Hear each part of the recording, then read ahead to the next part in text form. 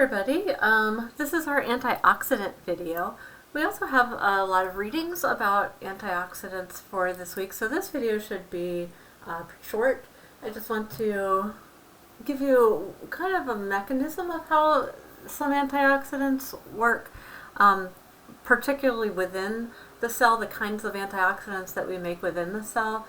But the readings will be getting more in depth of some other ingested kinds of antioxidants and more into depth about how they work. So there's a lot of interesting stuff that we can sit and talk about with antioxidants. So I just want to give you the basics here and let the readings go a little bit more. And also, this might be a topic that is of interest to a lot of you and might be something that you want to choose for your research paper. Any aspect of antioxidants, whether from the video and the slides or from the readings from this week. You could just take this in so many different directions. And it's very interesting to, I don't know, to me, maybe hopefully to you too. But it has a lot to do with health, just general health of not just the cell, but your health of your cells throughout your body contribute to your health.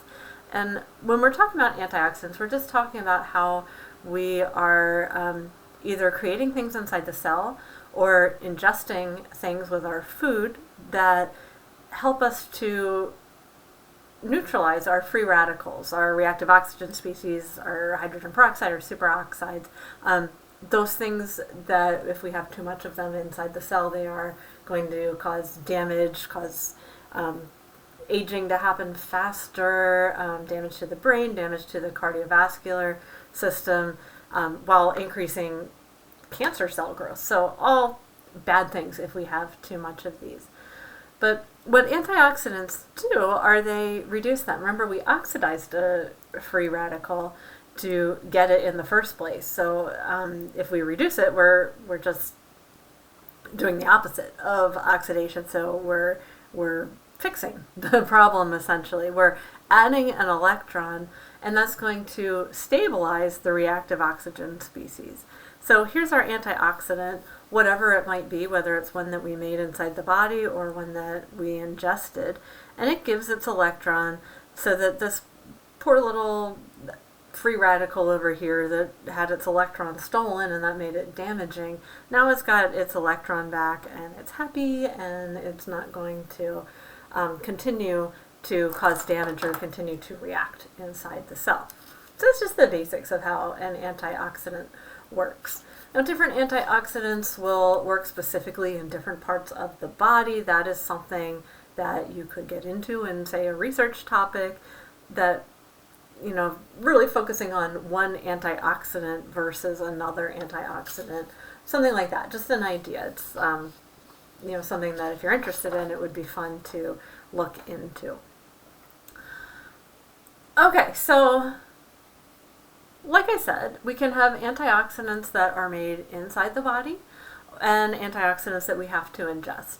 The antioxidants that are made inside the body are the endogenous antioxidants.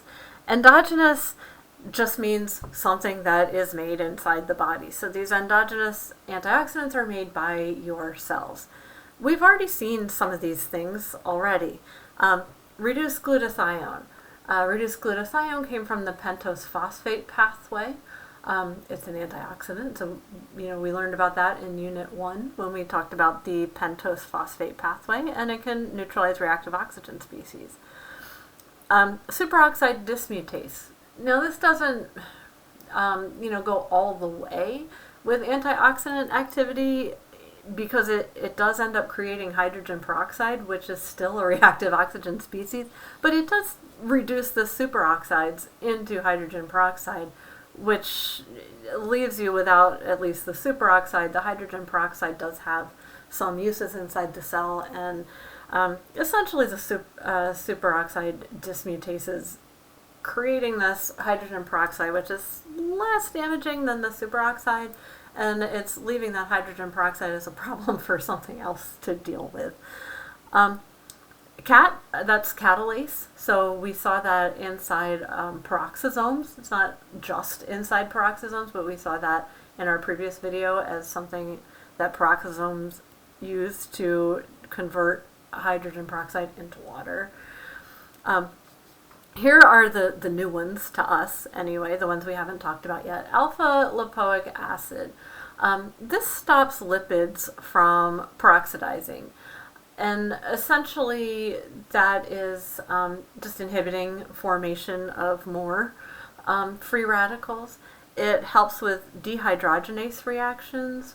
So when we're taking hydrogens away from something, we are reducing it. You know, when you steal a hydrogen, you're stealing an electron. So that is helping to take away or neutralize a reactive oxygen species. And then CoQ10, we have talked about CoQ10 in terms of the electron transport chain and its role in the electron transport chain, and it's kind of helping to bounce the electrons down the electron transport chain. But any reactive oxygen species that might be generated nearby as a result of the electron transport chain, this CoQ10 can kind of take those electrons back in a way. This is, or add the electrons to the reactive oxygen species. Either way, it's transferring electrons from one place to the other, but this is limited just to on the membranes, because the CoQ10 is sitting there right on that mitochondrial inner membrane. It's not so much floating throughout the cell like these other things might be. Okay, so antioxidants that are ingested, these would be called exogenous. So anything that is coming from outside the body that you ingest is considered something that is exogenous. These are all examples of various antioxidants that are possible to be found in food. There are many, many more than this. I didn't want to put a whole list of them up there. You could go on and on and on for this, but just some of the more common ones. So we'll just talk about a couple of these. Beta carotene. Beta carotene is something that gives yellow and orange colors to food. So this is why I put a ton of produce over here, or a picture of a lot of produce over here, because fruits and vegetables are where these antioxidants are coming from, and a lot of vitamins are antioxidants, or they have antioxidant capabilities. So like this nice yellow bell pepper, the orange one, the carrots, the little orange cauliflower over there, that would have beta carotene. Your body takes beta carotene and converts it to vitamin A, which is good for a lot of things, but then we also get these antioxidants here. Zeaxanthin and lutein, these are good for the eyes. Lycopene, that's good for the heart. So like I had mentioned before, certain antioxidants are more active in some tissues other than others. Zeaxanthin and lutein are specifically active in the retina, are particularly active in the retina. Lycopene particularly active in the cardiovascular system. Lycopene also found a lot in tomatoes, so that's, tomatoes are good for the heart. Vitamin C, that comes from, almost every vegetable has some vitamin C in it. Fruits have tons of vitamin C. That helps as an antioxidant, helps stimulate your immune system, all kinds of different things. Curcumin, not pictured here. Curcumin comes from turmeric. It has an anti-inflammatory kind of thing. Let's see. Let's skip down to resveratrol. Resveratrol is a tongue twister to say, but resveratrol is the thing that comes in grapes or in wine, good for the heart again. I'm sure you've heard that drinking wine or grapes that helps with heart health or preventing heart attacks and stuff. It's the resveratrol in that does that.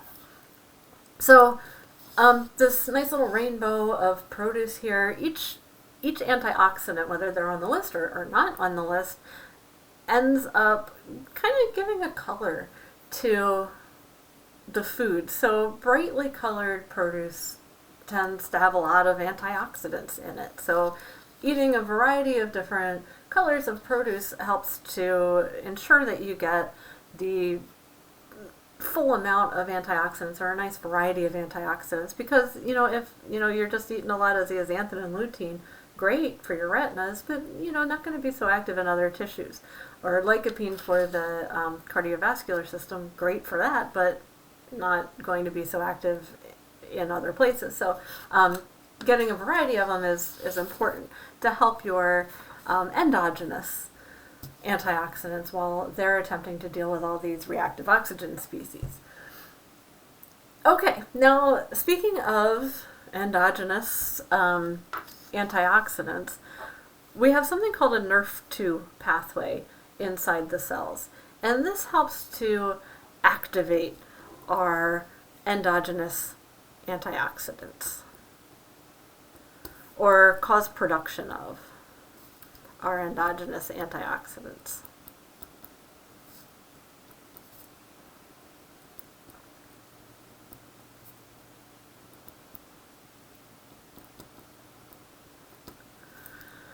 So NRF2, I'm going to call it that. I'm going to tell you the name of it, and I'm going to just call it NRF2 from now on, because this is a mouthful. The nuclear factor, oops, another typo, I'm full of typos, erythroid 2 related factor 2. So NRF2. This is important in regulating your antioxidant activity, specifically your endogenous antioxidant activity, and it helps your body, or it helps the cell to actually produce those antioxidants by altering what's going on in the nucleus and gene transcription, whether we are creating the enzymes that are helping us go into, say, the pentose phosphate pathway for creating reduced glutathione, which is an endogenous antioxidant, whether we're creating the enzyme catalase that, say, our peroxisomes can use to neutralize the hydrogen peroxide. All of those things, all of our endogenous, let's find our list, our endogenous antioxidants, those things are, created inside of the cell. Okay, so we can turn on that the genes that create those things in order to do more antioxidant activity. So when do you do that? It's when you're having oxidative stress. So your regular amounts of endogenous antioxidants like glutathione, they're not able to reduce those extra reactive oxygen species. You have too many reactive oxygen species, so you need more glutathione, more catalase, more superoxide dismutase, all of those things you need more of. Now, the NRF2, normally, when you have a regular amount of reactive oxygen species, so you don't need any extra help with that. The NRF2 is just kind of sitting there in the cytoplasm, and it's bound to certain molecules, which we'll get into in the next slide, how it's bound there. And what it's going to do is it's going to move into the nucleus when you have oxidative stress. That's what translocating means. It just means moving. So it goes from the cytoplasm into the nucleus when it's triggered by oxidative stress. And then it activates the genes that make the antioxidants. So various exogenous antioxidants can stimulate NRF2 to translocate. So like we mentioned before, zeaxanthin, lutein, we saw those. Curcumin, we saw those on the exogenous antioxidant slide as examples. Those are specific antioxidants that activate NRF2, and they help to cause the production of all of these endogenous antioxidants. Okay, so what are we making with the NRF2 pathway? Glutathione reductase, which helps us to make glutathione. This molecule here, gamma glutam,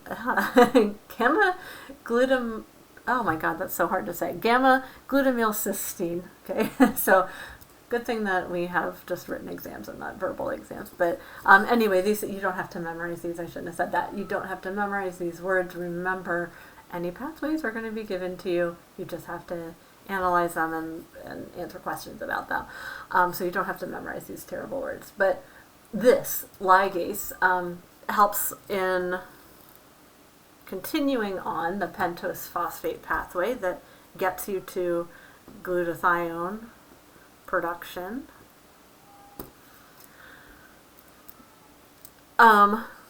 Glucose 6-phosphate dehydrogenase, malic enzyme, phosphoglutamate dehydrogenase, all are used with NADPH, which is needed again to make glutathione. And then as we get into the other endogenous antioxidants like superoxide dismutase catalase, so that would be CAT, all of those things like that, all tied up or involved with the NRF2 pathway. Okay, so this is a little bit hard to see with the writing here. I'll just kind of write the important bits that we have here so that you can see it on the video. Normal circumstances. This is under normal circumstances, so regular, not too much reactive oxygen species, not too much oxidative stress going on, everything is fine. There's something called a KEAP1 protein. I'm going to call that a keep protein because it keeps NRF2 in the cytoplasm. So it's holding it there. Now, if you start to go into oxidative stress, you're going to change the shape of that KEAP1 protein. So it'll go through a conformational change, and that will allow the translocation of NRF2 into the nucleus, where it can start transcription. So once NRF2 translocates to the nucleus, it starts transcription of those antioxidant genes. Now, zoom in a little bit, let me see a little better. Okay, our KEAP1 protein is made of a lot of cysteine. Cysteine, in turn, helps to grab onto the NRF2 and bind it to ubiquitin molecules. When you bind a bunch of ubiquitin molecules to NRF2, that's called polyubiquination. Ubiquination for adding ubiquitin, poly meaning more than one ubiquitin molecule. And what the ubiquitin molecules that are all stuck to the NRF2 do are they hold it there. They're kind of like the keep part of the keep protein. They hold it there in the cytoplasm. Now, if they do that for long enough, if they keep that NRF2 in the cytoplasm for a certain amount of time, that NRF2 will be degraded, broken down by proteasomes, just elements within the cell here that can break down the NRF2, and then you'd have to make more NRF2. So this isn't something that just stays in the cell forever. It's constantly being broken down, replenished, broken down, replenished. But if you activate the cysteine, that knocks those ubiquitin molecules off. So we're changing the shape. That's where we do the conformational change of our KEAP1. We're changing the shape of it by taking the ubiquitin molecules off, and they're no longer holding that NRF2 in place in the cytoplasm. And that NRF2 then can go into the nucleus. So now we're in the nucleus. Don't know why I had to capitalize that like I'm yelling, nucleus. But anyway, once it's in the nucleus, NRF2 binds to something called an antioxidant response element gene. So ARE, antioxidant response element gene, and that causes transcription, and we make antioxidants like glutathione, or that the enzymes that cause you to create glutathione, I should say, or superoxide dismutase or catalase. So that is the process. Having a lot of reactive oxygen species essentially make that keep protein let go of our NRF2, and then it goes into the nucleus, and we create enzymes that let us make our antioxidants. So here's just an image of this happening. Here we have actin molecules in here. Maybe this is, you know, a muscle cell. We don't need to care about that actin right there. But here's our keep one protein. That's what's holding it in the cytoplasm. So there's our NRF2 being held in the cytoplasm by the keep one. There's a bunch of ubiquitin molecules as part of that. So we're doing ubiquitination. And if we keep doing that and that stays for long enough, a proteasome is going to come along and we're going to break down our NRF2, and that's the end of that story. It's over. We would make more NRF2 and do the whole thing over again. But if we have too many reactive oxygen species going on, then the ubiquitin falls off or comes unbound.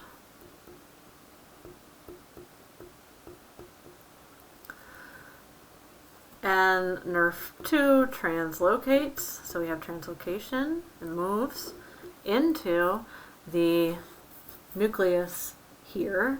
It binds to our antioxidant response element gene, and together with this here, this is a transcription factor. It's a protein that helps with transcription.